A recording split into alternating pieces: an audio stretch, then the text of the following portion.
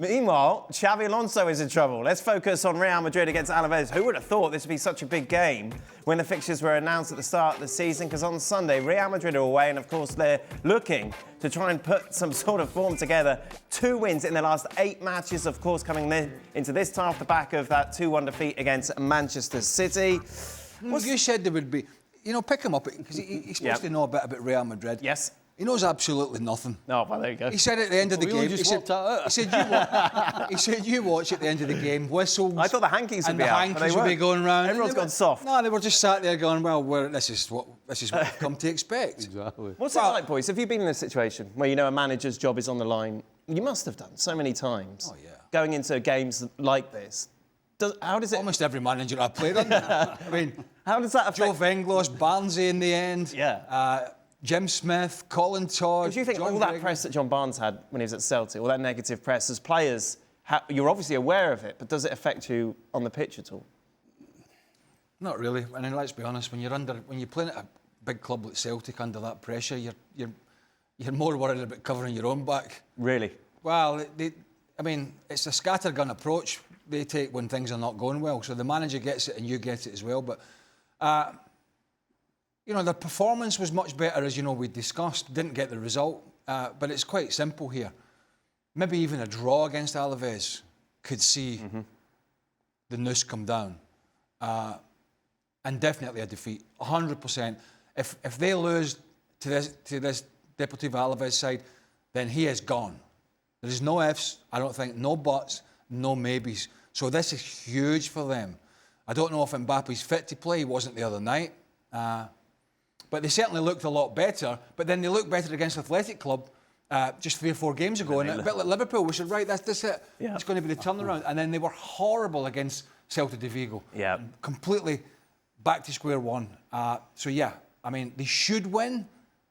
But that's what we said in the home game against Vigo. Yeah, they should be. You know, I think everybody's prediction was 3 or 4. 3 or 4. But you just could not trust this Real Madrid side at the moment. The thing is with your question, Dan, you know, there's probably going to be... Well, let's be honest. I'm sure Vinny Jr. couldn't care less if he got the bullet or not. Right.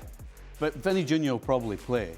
And Vinny Jr., regardless of whether he doesn't like the manager or doesn't want him there, when the whistle goes, Vinny Jr. will want to do well because he wants to play well and be the guy and look good. And there will be maybe other players. But at the end of the day, when the whistle goes, the problems are still there, regardless of what you think of the manager. The reason they're struggling is because people are not doing their job properly. And so when the whistle blows, you don't think about the guy sitting on the bench. Okay. You're trying to do your job. Some of them will try and do it for them. Others won't even think about them and just try and do their best. But the fact is they're struggling. And it's not just one, it's everybody.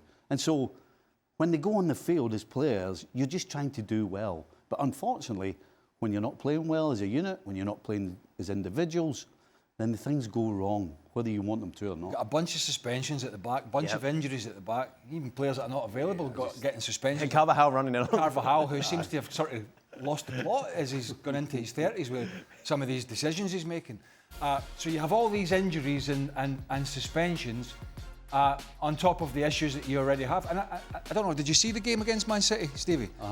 I think one of the reasons that they look better than they have been is they tried really hard. But City were so open. Yes. It was a bonkers game, and I think we saw the reason why City will probably falter this year, both in Europe and in the Premier League, because they were horrendous defensively. I haven't seen Real Madrid create that many chances against anybody in La Liga.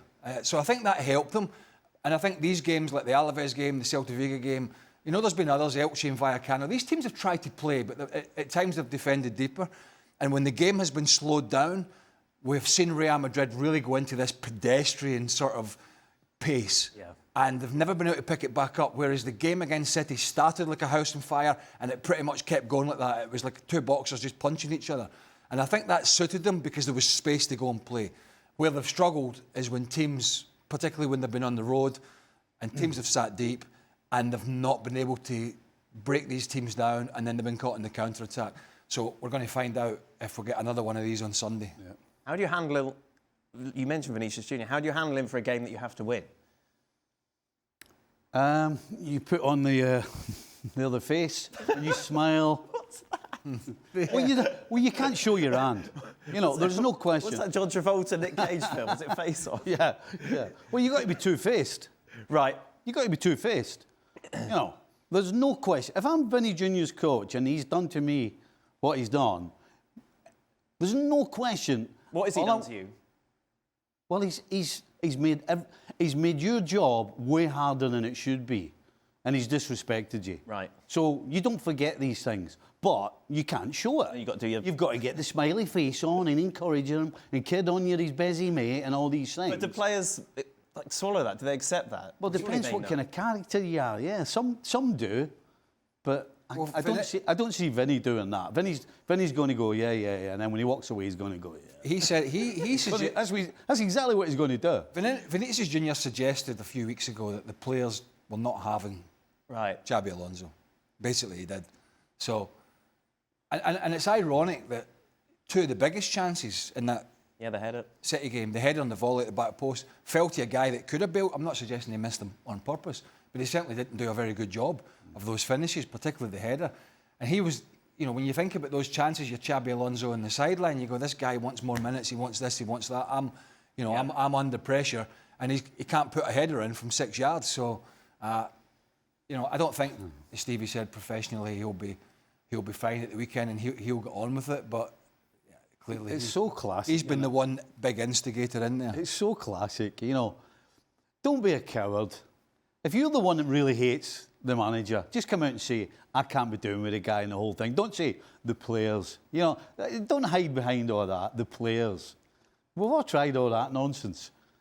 Alan, just be honest. Don't be a coward. Just stick your face in his face and tell him. What could possibly go wrong? Yeah.